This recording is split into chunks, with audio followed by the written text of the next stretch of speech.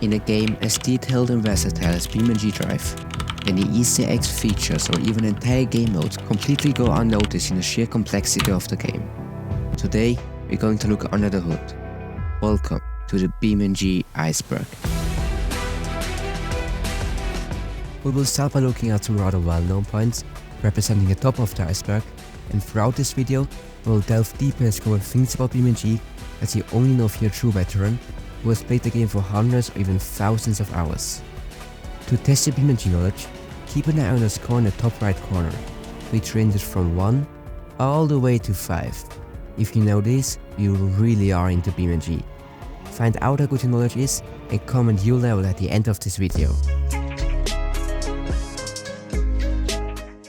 BeamNG is mind-blowingly detailed. To showcase this, let's import a 3D model of the Sveta Scintilla into Blender, a 3D modeling software, and cut the car in half. After nearly 20 minutes of rendering, we've got the result. And wow, look at that! The developers of BeamNG put significant effort into modeling every single part of the car. However, it's not just the 3D models that are detailed. As soon as you take a closer look at the vehicle, you'll be immersed into a world of moving parts and incredible details. Some of these details are no secret, while others are only known to a fraction of players.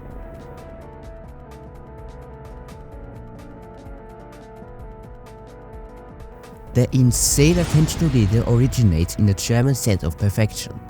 BeamNG was founded in Germany by Thomas Fischer, also known as TDEV, and now has its headquarters in the city of Bremen. The BeamNG developers, whom I will refer to as devs from now on, shared a couple of pictures, and I have to say, that's a really nice looking headquarters. However, BeamNG is not the first software these devs worked on. There was a game before BeamNG called Rigs of Rods. Released in 2005, it already features soft body physics, making it revolutionary and ahead of its time.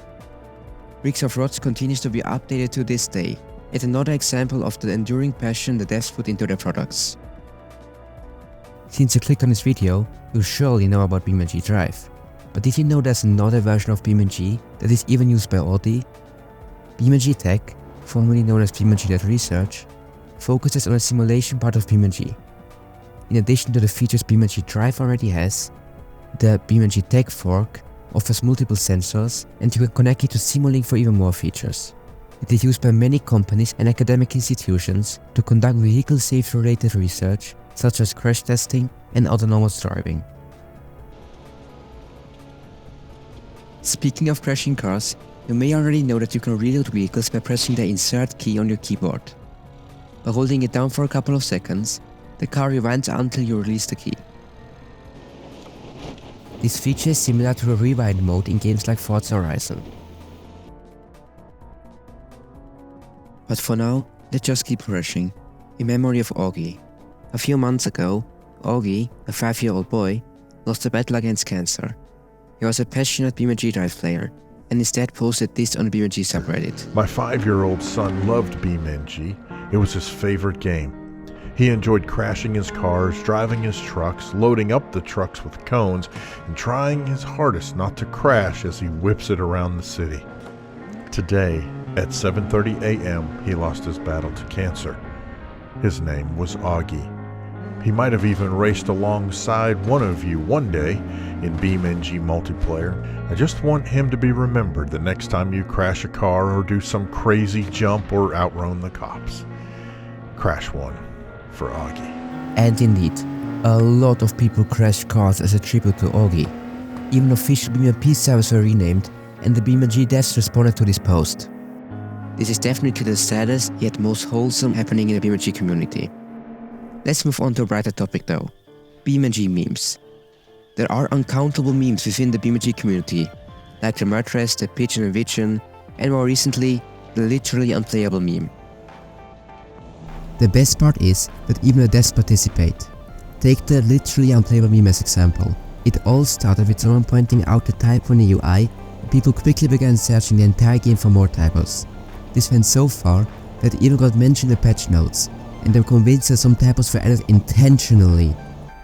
Another thing that might seem like a meme at first glance is the player character. You can get out of the car by pressing F on the keyboard and walk around. considering that there are no humans in BeamNG raises the question of what the player character looks like. Well, it's a snowman. There's a reason for this, which we will be looking at later in this video. But for now, let's just focus on the features it has. You can use the node grabber while being in a walking mode. Or can you? It seems like it doesn't work, but that's not the bug. It just simulates the force a real human could apply in a corresponding distance. This means that you can only grab something when you're close enough. This is interesting regarding the recent implementation of VR support. Wouldn't it be really cool to be able to edit your vehicle by actually having to carry parts and installing them manually? Other than that, the walking character has a walking flashlight which you can activate by pressing Alt-N. Not gonna lie, BeamNG has the potential to be a horror game. Next up, we have the World Editor, which you can access by pressing F11. Some people call it a true side of BeamNG because it lets you do literally anything you can think of, from making changes to the map to improving the graphics and creating your own scenarios. The World Editor is the core of BeamNG and is accessible to everyone. On the 22nd of May 2023, a collaboration was announced, Gambler 500 meets BeamNG. For those unfamiliar with the Gambler 500, let me explain it briefly. The Gambler 500 is an off-road rally event where participants drive inexpensive vehicles over challenging terrain. Well, they collaborated with BeamNG, bringing 8 brand new configurations and 25 new missions to the game.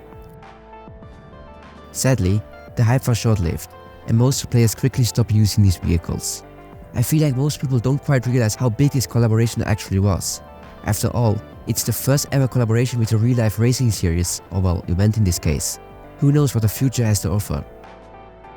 In addition to that, the devs posted build vlogs on their real-life Gambler 500 entry, a BMW E34. This raised speculation whether that vehicle will find its way into the BeamNG universe. Before we move on to the next level, let me introduce you to some general facts about BeamNG. Around 5 million people bought BeamNG just on Steam, with an average price of $20 US. Taking into account that Steam takes 30% off the sales, and with approximately 16% taxes, this leads to an estimated revenue of almost $60 million just from Steam sales. This excludes the income they generate from BeamNG.tech, so I think it's fair to say that BeamNG devs don't have to fear money now. Things were different in the past though. They couldn't afford licensing CryEngine 3, the game engine they originally planned on using for BeamNG. Because of that, they switched to Torque 3D, an open source engine. Looking back, I believe that was a very smart move. Not only did this allow them to make the game accessible to the public in the first place, but it also allowed the BeamNG devs to modify the game engine to their likings. BeamNG certainly wouldn't be as realistic as it is today if they hadn't switched. A couple of more nice to know facts. The BeamNG development team consists out of over 70 members, most working remotely though.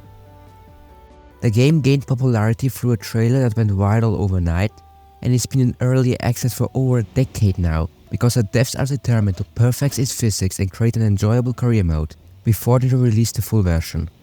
That out of the way, let's continue.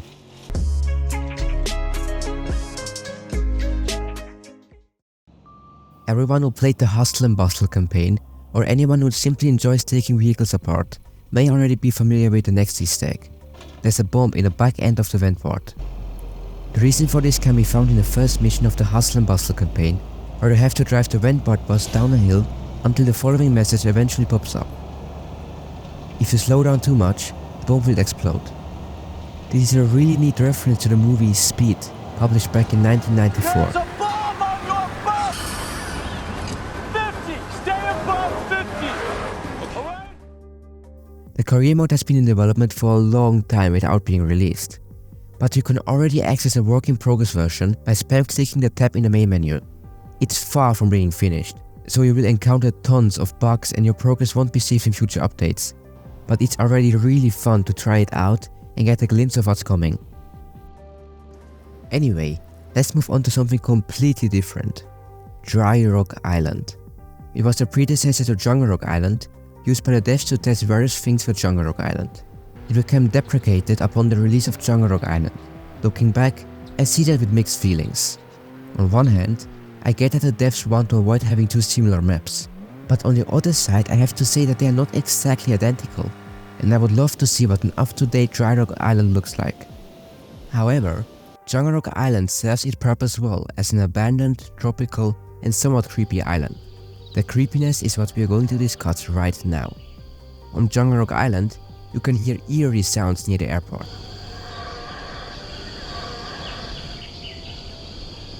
On the East Coast USA map though, it becomes even more frightening. In the swamp, you will not hear creepy sounds, but you can see a flashing light in one of the windows of a house, and there's a monolith close by. By the way, these monoliths have a thrilling history. Originally, there were monoliths in Utah, Jungle Rock Island and East Coast USA. However, as soon as a real-life monolith in Utah was removed, the ones in the BeamNG universe started fading too. Only the one on the East Coast map still remains in the game. Spread across various maps, you can find caves and even an entire network of mine shafts. The underground mines in Utah are extremely complex and offer a truly enjoyable exploration experience. But also the small caves on Jungle Rock Island and Small Island are nice little additions to the maps and the perfect place to admire the stunning suspension physics. Speaking of which, have you ever wondered how BeamNG's physics work? Well, in short, BeamNG uses soft body physics based on a J-beam, representing vehicle structures with interconnected nodes and beams. Nodes can be thought of as specific points with mass, beams being the connection between nodes and acting like a spring. If you didn't fully understand that, don't worry, because you can visualize the physics in the Debug tab of the vehicle configurator. Here you can access various types of debug information, such as visualizing the J-beam, aerodynamics and more. By the way, the BeamNG logo shows exactly these soft body structures. The physics are the main aspect that sets BeamNG apart from any other car game. When you crash in most other games, even fully fledged racing simulators, you just start glitching really weirdly.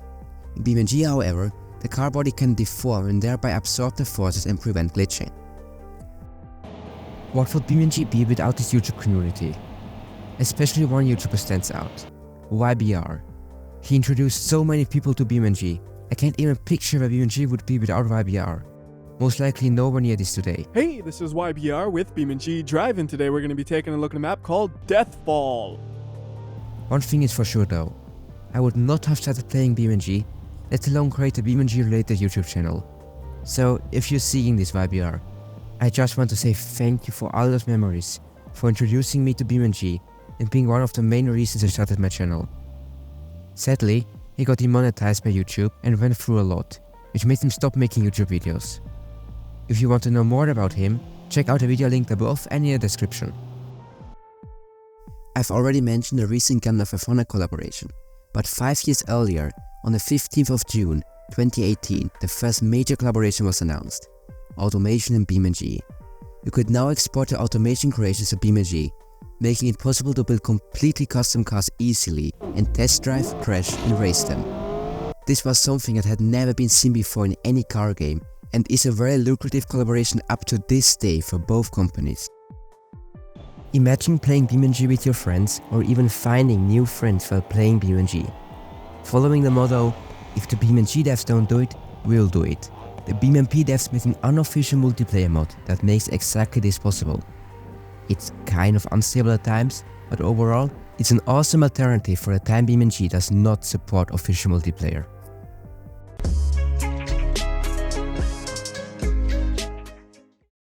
Have you ever seen this main menu background? If you have, you either downloaded BeamNG illegally, or you enjoy browsing the game files. If the game detects that it's a pirated copy, the main menu will switch to this. In the following BeamNG subreddit post, you can actually see it in action, including this wholesome message. The devs aren't mad or something, they literally just say thank you for trying the game and encourage you to buy an official copy if you have the money. Please note that I don't support piracy, and especially BeamNG is worth every single penny, but the fact that the devs put so much effort into designing an anti-pirating screen, which only comes into action when the game was downloaded unofficially, honestly warms my heart. In the bottom right corner of the map selector is an unremarkable box that you can check. By doing that, previously hidden maps will be displayed, and while they're obviously not as advanced as the normal maps, some of these are actually very useful. You can find the same setting in the vehicle selector and the configurator, but it's way less interesting there. Back to the maps. Here we have automated testing, a vehicle testing playground probably used by the devs to test the various capabilities of new vehicles before publishing them, the garage from garage mode, a showroom used for thumbnails of vehicles, which you can also use to take your own screenshots, a template map which you can use to make your custom map, and this, at first glance, mysterious map with an interesting backstory. It's October 30, 2018. A new BeamNG update has come out. But what's that? A new game mode has been added. This one is different though. It looks more like an arcade game than something you would find in a driving simulation like BeamNG. The Lightrunner mode features an entirely new map called Glow City, which you can by the way also access via the auxiliary Debug Content checkbox. A few track layouts, as well as a built-in track editor and power glow liveries. Now, a few years later, it's a forgotten game mode. I'm sure everyone who put a fair amount of time into BeamNG knows about it, since it's literally in the main menu. But I still decided to put it down here, in level 3 of the iceberg, because I know absolutely no one who actively plays it. Which is sad because it has the potential to be a standalone game. It's way better than many arcade racing games to be honest. Since BeamNG is in earlier access, it doesn't come as a surprise that it has some bugs. However, there's something that has quite literally been bugging me out for a long time. There are totally random objects beneath most maps. I'm not sure whether the devs placed them there by accident, or if these objects actually have a purpose, but chances are they do. When you take a look at the coordinates, you will see that some are placed as an origin point. I suspect them either being used as a reference for making the map, or they might even help with the infamous floating point error. The farther away you drive from the origin, the less exact the simulation will be due to rounding errors. In other words, if you drive far away from the center of the map, and I mean really far, everything will start to shake. This isn't a big problem though, because BeamNG's maps are way too small for this to actually affect anything, except for grid map maybe. Why do only 1 in 30 players have this unlocked? To understand this, you have to know how these 4 achievements can be unlocked. And that's actually pretty simple. After completing one of the 3 campaigns, which to be fair are not easy, you get an achievement. This is the point where I would like to move on to the negative side of BeamNG, or at least what the community thinks is bad about the devs. BeamNG's negative Steam reviews are hilarious, because most of them are total nonsense to be honest. However, there are a few points that I actually agree with. First of all, they are directly related to the low percentage of people who have the achievements unlocked. It's so hard to get an overview of what's available in the game. I mean, absolutely no one plays the Lightrunner mode, and only 3 out of 100 players played the Rocky Start campaign. It's not only sad due to the amount of work put into content made for this game, that barely anyone knows about, but also people complaining about no content being available, while there's literally tons of content. Another frequently mentioned complaint is the UI overhaul in update 0.24. Although the old UI is really nostalgic to me, I would go with the updated one all the way. What do you think though? Share your opinion down below. Literally all other negative reviews are either sarcasm or toddlers grabbing the phone of their mom to write a review. And you can definitely tell that the devs did do things right when the most upvoted negative Steam review is literally a joke. One more thing before moving on to level 4 is something that I'm actually involved in. Well, maybe at least a little bit. In one of my recent videos I said this. The game doesn't look like this anymore. It looks like this. And it certainly doesn't look like this. It looks like this. So if BeamNG developer is watching this right now, please update the page or forward the idea to whoever is responsible for this if they aren't already aware of it. Just 48 hours later, the Steam page indeed received an update, including a new banner, up-to-date screenshots, and even a new description. For some reason that I don't understand, the banner got reverted to the old one on the day they started updating the trailers too. My only explanation is that this was by mistake. As nice as this might sound, I don't know with certainty whether this actually happened due to a developer watching my video, or if it's just a coincidence and it's because of the redditors making Steam page concept for months. Either way, it shows that the devs actually listen to the community, which is something that most developer studios nowadays completely miss. We've already looked at the BeamNG community, its history and also at hidden features in this game. But after all, it's still a car simulation. Let's delve into more details about BeamNG's vehicles. Excluding the hidden brand, which we will explore soon, BeamNG features a total of 13 vehicle manufacturers. 30 may not sound like a lot, but I promise that your perspective will change after watching the next minute of this video, as there's a deep lore behind them. Firstly, let's bring everyone on the same knowledge level. Most brands in this game are American, some are European, and 2 are Japanese. There are interesting connections between them. For example, Zodiac is a luxury subsidiary of Brockle, such as Burns is of Gabriel. For European and Japanese brands, you can't really see any connections, but the naming is way more intriguing than the one of the American vehicles. For instance, Stambecker translates to Capricorn, Scintilla to Spark, and Vidar means otter. All are very fitting descriptions for respective vehicles. I must say that the devs have done a great job in giving the vehicles and brands personalities. This makes discussions about them just as enjoyable as discussions about real-life cars. Now, back to the hidden brand. You may notice Randolph written on the mud flaps of most trailers in BeamNG. It might not be the most exciting thing ever, but I find it somewhat funny that you literally can't find this manufacturer's name anywhere else. Randolph is not the only unknown brand, there are actually more of them, but those never made it into the game. On the deprecated BeamNG wiki, there's a page titled Concepted Vehicles, which lists all vehicles for which there were once plans. While some of these are just simple facelifts of existing vehicles, we can see some brands that don't exist yet. They did confirm that these plans are scrapped, and the Bijou Hopper is the only vehicle from this list that made it into the game. But no one said that the brands are scrapped. It would definitely be fun to see some more nationalities in BeamNG. I'm already really glad with the current cast though. A big part of that is the fact that they are full of Easter eggs. From paint shop references to other secrets. There was just so much love put into them. On the infotainment system of certain vehicles, you can find the names of famous songs. In the Bishop Pigeon, there's a warning message, and if you take a closer look, you see that it contains grammar errors, a reference to its Japanese origin. That's not all though.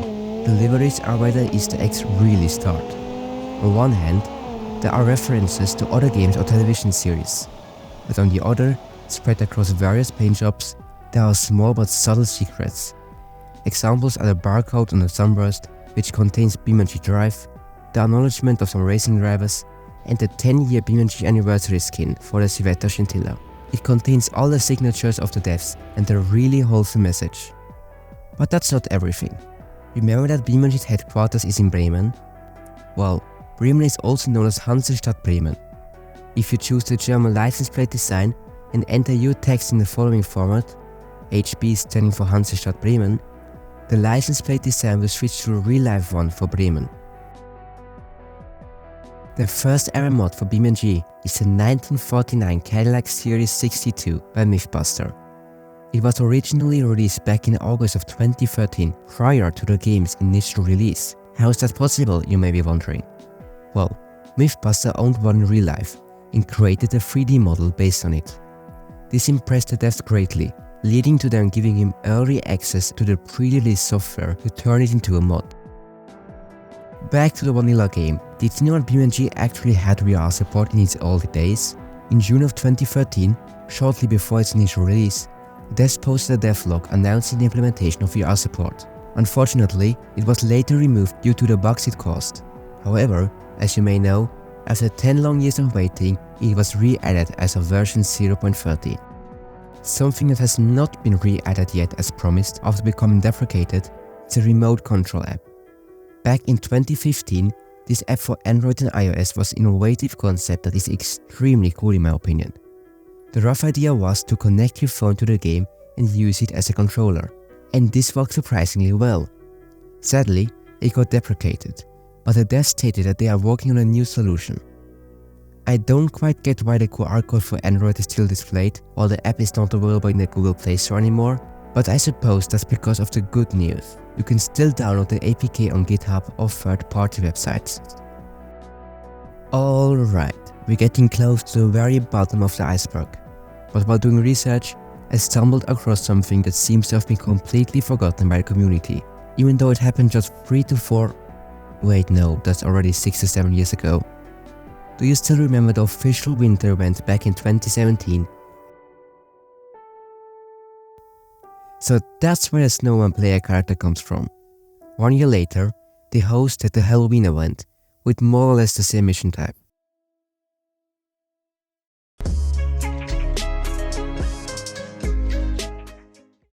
With the BeamNG forums going live, something got overlooked. The dev-only section accidentally was accessible to the public, including a thread which contained BeamNG version 0.1, the game's first ever Talk 3D version. Since it was only meant for developers and not the public, it lacks content. The driving physics are odd, it's really buggy, and navigating the UI for even simple tasks can be quite a bit of a nightmare. Otherwise, it looks pretty good for its time from a graphical point of view, and the software physics are impressively advanced already. It's fascinating to see where BeamNG has come from. There's just one thing though, the sounds. Although the sounds have been improved massively over the last decade, the engine sounds of most vehicles are not exactly brilliant. I emphasize most on purpose, and you'll see why soon. However, it's a lot different for ambient and especially surface sounds. In this behind the scenes video, you can see the passion put into recording these sounds. It's just so neat that the scratching sounds vary from material to material and aren't just generic sound effects downloaded from the internet. The engine sounds are on the rise too.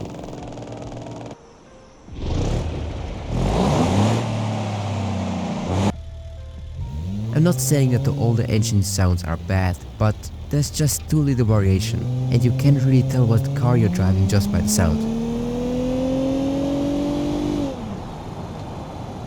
This is where real-time simulated engine audio would come into play, and this might not be as far-fetched as it seems. There's a fascinating simulation project by AngeTheGreat that accurately simulates engine sounds. Now guess who is supporting you on Patreon? At first glance, it might be surprising that a big company like BeamNG supports an indie developer. But upon close inspection, this could indicate something significant. I mean, AngeTheGreat's engine simulator doesn't appeal to a large audience, although it's extremely impressive. BeamNG.drive, however, provides the perfect environment for this simulation to be added, while still reaching a wide audience. In the game files, we can find numerous hints at upcoming content.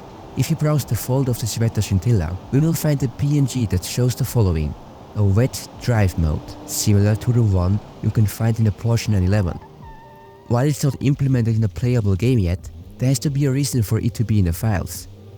If rain gets added, dynamic weather can't be far away, and there's even a hint at it, although it's quite old. In 2014, this dev blog was published. It's a short post talking about the possibility of wet-looking surfaces. This is indeed in BeamNG by now, but what's actually intriguing is the fact that they mentioned weather transitions here. Before the tire update in version 0.21, the cars felt like they were driving on ice. This is also the origin of one of BeamNG's probably oldest memes. Based on a review from the very early days of BeamNG, this meme is now in the game in multiple locations. We can find it on graffiti in West Coast USA, as well as in a quote by Antonio Civetta on the Owl monument in Castelletto.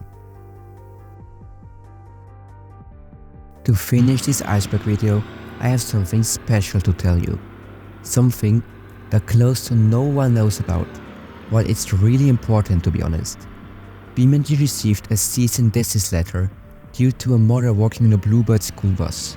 Bluebird is a corporation which produces school buses, and they contacted BeamNG directly and told them to take the mod down. Did they overreact, or did Bluebird do the right thing in your opinion? Let me know what you think in the comments. Alright, this was the BeamNG Iceberg. Before you scroll down and share your score in the comments, I want you to know that I'm aware this video is incomplete. Creating a truly complete iceberg would result in a video that's just far too long for my channel.